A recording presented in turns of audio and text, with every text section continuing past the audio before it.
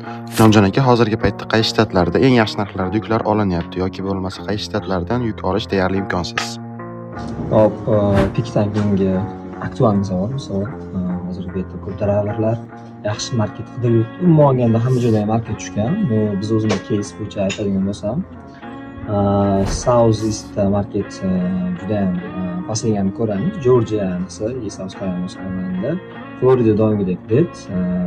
Biz travlerlarni grossini asosan Midwestdagi yuklar va East Coast'dan arzonroq bo'lsa East Coast'dan Midwestga yurib olamiz. Midwestdan yaxshi yuklarimiz bo'lgani uchun o'sha Midwestdagi yuklarimiz hisobiga grosslarni ko'tarib beramiz. RPMlar ham shu hisobiga yaxshi chiqyapti. Travlerlarga maslahat beraman. Westga yoki bo'lmasam South Eastga tushgandan ko'ra Midwest atrofida yurib, shu round trip qilib grosslarni ko'tarsa bo'ladi. Chunki hozirgi paytda yaxshi marketda o'zi juda ham kam. Shunchaki yaxshi bitta broker topib soqqan bo'lishi kerak.